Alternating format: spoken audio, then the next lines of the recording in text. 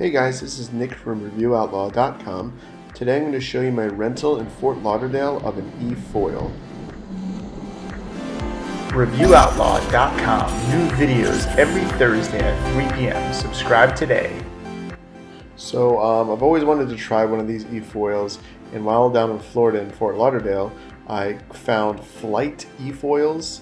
I provided the website in the show notes. Basically, they'd rent these guys out. Now, an eFoil, these particular ones are about $12,000. These are made by Lyft, very high end. This is a very new sport, so you definitely don't want to invest in anything like this before trying it. So what is neat is you can go on location. This is an intercoastal, and they bring two of them. One is for the teacher, and the other one is for you. And basically, you learn how to eFoil. So inside here is the lithium battery. It's all waterproof, so you can actually rinse it out. And basically how you start off kneeling down, or actually laying down. Just get yourself familiar with the board, leaning to the right, leaning to the left. Then they have you on your knees, and then they have you stand up. And you have a remote control in your hand. This particular spot I learned was a bit difficult because there's a lot of boats going back and forth. So if I fell, I didn't want to have to worry about a boat running me over. So I was a little bit paranoid to try certain things. And the turning radius was a bit difficult, and for me particularly, just to be hovering or lifting while doing that. A little background on me: I have foiled behind a boat before, so I had that experience, and I put it probably about 5-6 hours into foiling behind a boat. This is a bit different though because you have a motor pushing you, so it's a slightly different feeling. It's a very cool feeling, but if you've never done this before in your first session, you might not be able to get up and actually foil. So it depends on your balance actually, and it depends on how light you are. So the lighter you are, sometimes it's a bit easier to control. The heavier you are, the more little movements affect the board, and you fall a lot more basically when learning.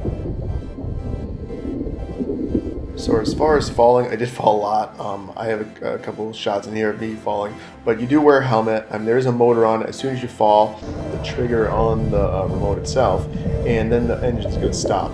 If the nose of the lift goes underneath the water, it can lose the signal. If it loses the signal, it automatically stops. So generally that's when I'd fall, is if it hit a wave, I would come down, the nose of the board would go underneath the water, and it would lose the signal and just basically stop, and I'd fall in front of the board. I'd throw my hands up as kind of protection because there's that fin on the bottom of the foil that's a bit sharp, so you want to be very careful about that.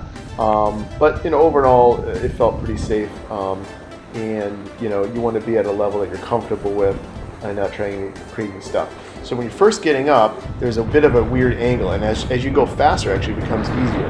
You are shifting your body weight on the board forward and backwards, moving your feet a bit, scooting them forward and backwards.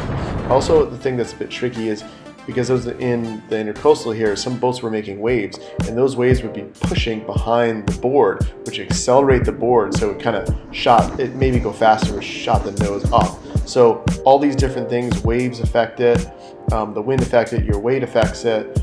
There's a lot of different things that affect it. There's also the Coast Guard that was going back and forth, not really understanding or what I was doing, and trying to figure out, is this the boat? Is this a personal thing? Like, should we pull this guy over? All in all, I waved to them, and they were pretty nice, and they just let me do my thing. So one of the scary things is going past this huge yacht.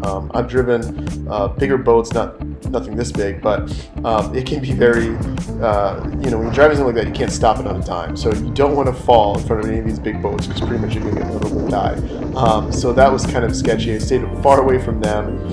You don't want to go too close to the sides in here because it does get shallow, and it has a pretty long fin.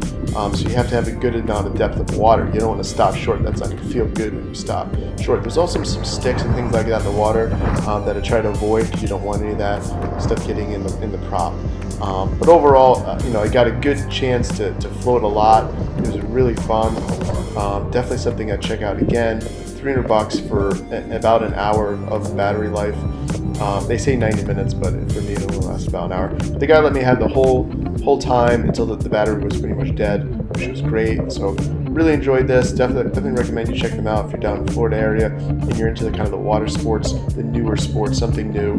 And then if you ever want to potentially purchase one, this is a great chance to give it a try and see if you like it before you invest the money.